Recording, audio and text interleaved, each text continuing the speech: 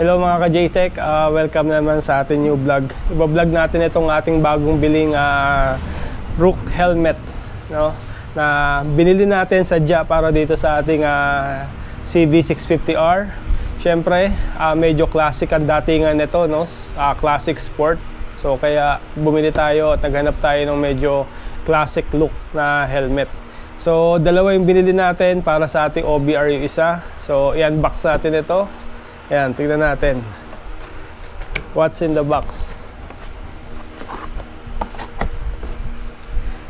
Actually mga ka-JTech, yung mga nakikita ko ng yung mga Vespa, bumibili rin ito eh. Yung basta classic na bike, ito yung binibili nila. Ayan. So ayan, nakabalot siya ng ganito, Rook wag.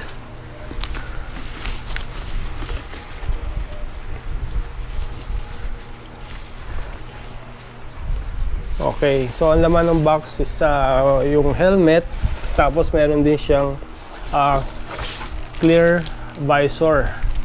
So dalawa na siya, merong smoke lens saka clear visor. So ito yung extra niya. Pat ko ba nagustuhan ito? Una, classic yung dating niya. Tapos ito pakita ko sa inyo.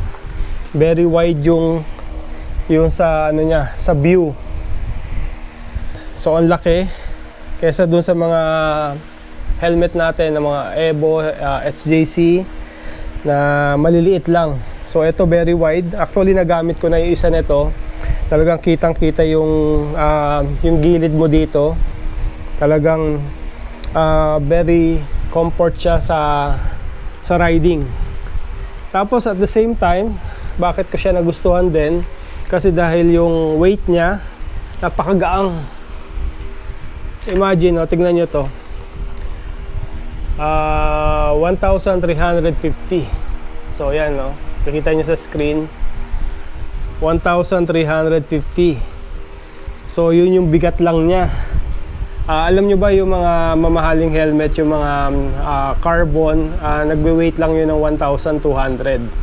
So ito 1,350, 150 lang yung nilamang nito. Actually yung ARPA ko nga, teka, pakita ko sa inyo yung ARPA.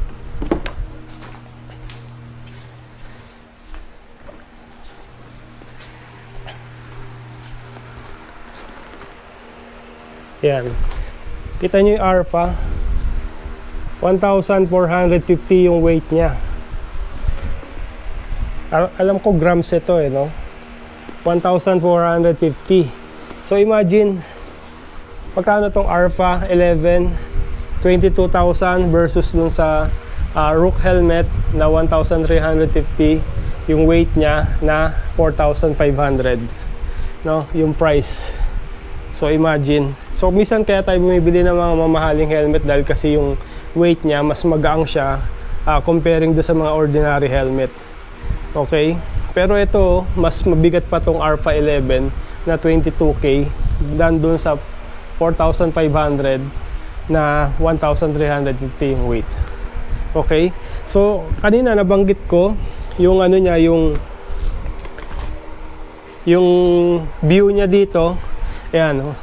Sa mga ARPA helmet, makikita nyo, even yung mga ano, no, ibang helmet din, maliliit itong view dito. Kasi mostly naman, no, parang sa protection na rin, mas maliit na ganyan. Pero pagka mga pang tour, ito yung mas maganda talaga. So very comfortable yung viewing, tapos at the same time magaang pa siya. So ano ba yung importante, nagmamatter ba yung weight niya? So yes, kasi dahil yung weight para hindi mangawit or ma-stress yung neck mo. Imagine lalo na kung nasa long ride ka, tapos ang helmet mo ay napakabigat, lalo na yung mga modular. Hindi ako bumibili ng modular kasi talagang yung weight niya napakabigat. Pansinin nyo na lang. Napakabigat. Tapos pag sa ride, ang hirap, no? Nakakangawit. Lalo na kung ito yung dala mo, etong Ninja. Talagang, syempre, nakayuko kang ganon para ka may pasan sa, sa batok mo na dinadala. Yan. So, yun yung, kaya nagmamatter yung weight. Kaya tayo tumitingin sa weight. So, every time na bumibili tayo ng helmet. Okay? Okay, so back to Rook helmet. Reviewin natin ba't natin siya nagustuhan. Una, meron maganda yung view niya, no? Tapos pangalawa, meron siya mga air vent dito, no? Ayan, air vent. Ayan. So para even naka-close yung ano mo, yung visor mo. So may pumapasok din na hangin. Hindi ko lang alam kung ano yung mangyayari kung umuulan, no? Kung papasok ba siya. O hindi pa natin na-try yun. Ayan. Tapos yung ano niya sa loob, yung padding niya, premium talaga, leatherette. Makikita nyo, no? Brown siya na leather. Ayan, pati yung loob, pagka premium talaga yung design niya. Yan. Ito mas matibay itong ganitong mga tie kaysa dun sa mga quick release. Ito talagang kahit anong impact, hindi talaga kakalasay yung ano, yung helmet. Basta naka properly tie itong ganito. So kaya yung SJC natin, ano yun eh, ganito din yung style. Hindi siya yung quick release. Tapos speaking about air vent, meron siya dito, saka meron siya dito sa likod. Ayan, hindi ko alam kung nakakapasok ba hangin dito, no? Nasa ilalim eh. Ayan. Tapos at the same time, meron na rin siyang ICC sticker. Ayan. So why tayo bumibili sa local, no? Hindi tayo bumibili ng may mga overseas, mga online na pwedeng bumili, minsan mas mura. Kaso ang problema doon mga guys, wala siyang ICC sticker. So imagine, no, ICC sticker, pag talagang hinanapan ka talaga ng violation ng traffic enforcer. So pwedeng tingnan yung helmet mo, pag wala kang ICC sticker sa helmet, so huli ka pa rin, no? Kasi pag wala, meaning substandard yung helmet mo. Even nabili mo yan ng mamahalin sa online, kaya better buy local, mga ka-JTech.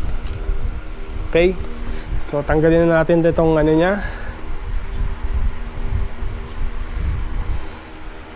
Yan. Okay, so smoke siya, smoke lens. Yan. Tapos sa visor niya, so para maiangat nyo siya, meron siya ditong maliit na lock. Yan. So iangat nyo lang konti, saka push pataas. So yan. Hindi ko lang nagustuhan dito is yung hindi siya quick release yung lens niya. Kasi normally kasi pag nagra-ride ako, lagi ko rin dala yung ano, yung clear lens, lalo na kung tingin ko abutin ako ng gabi. Ayan.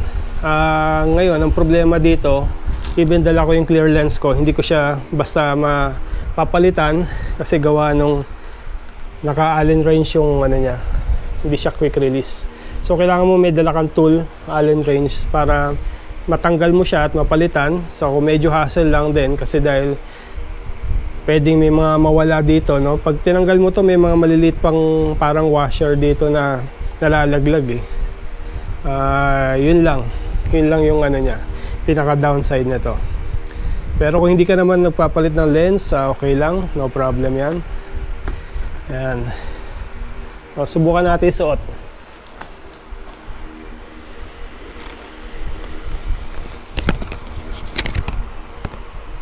Ayan mga ka-JTech. Tapos try natin, syempre nagsasalamin ako, no? Yan. Ang daling isuot ng salamin, lalo na doon sa mga nakasalamin dyan. Madali siyang isuot. Kaya mas comfortable ito sa mga nakasalamin din. Kasi nga very wide yung ano niya. Hindi yung mukha ng iba na talagang pisak talaga yung mukha mo dito, no? In terms of sa ano naman, mas secure yung mga gano'n, no? Importante talaga pag bumibili kang helmet, hindi siya gumagalaw. So nakaipit talaga yung pisngi mo. So yan. So yan yung look niya. Pag binaba natin yung visor. Yan. Okay. Para ako si Snake Eyes, no? Yung sa G.I. Joe. Pansin nyo ba? Snake Eyes. Ayan, no? Sa G.I. Joe. Okay, di ba?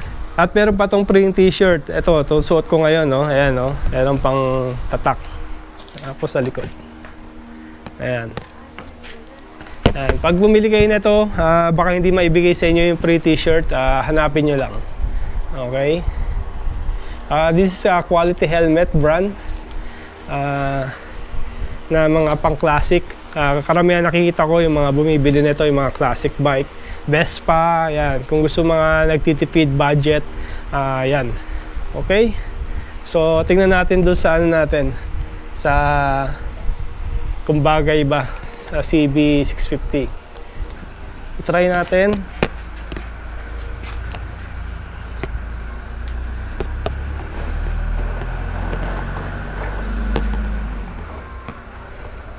So, yan, di ba? Close visor natin. Yan. Bagay ba? Yan, no? Classic, di ba?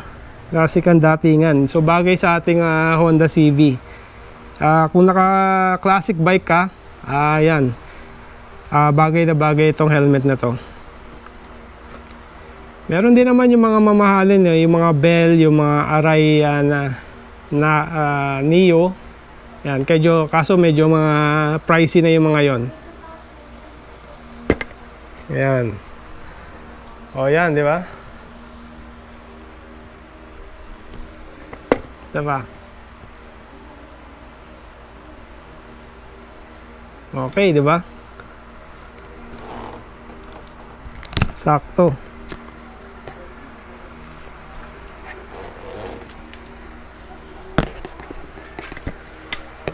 Okay, so lalong bagay na bagay ito, no, kung naka Honda Rebel ka or yung Vulcan S ng Kawasaki or Bristol or even yung mga tipong mga Harley Davidson na mga motor, no, na mga classic talagang datingan.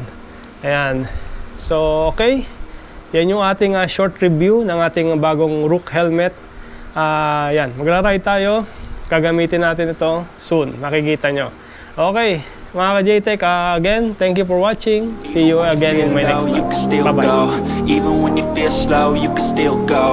Even when there's no hope, you can still go. I never answer to no, man, I still go. Go, go.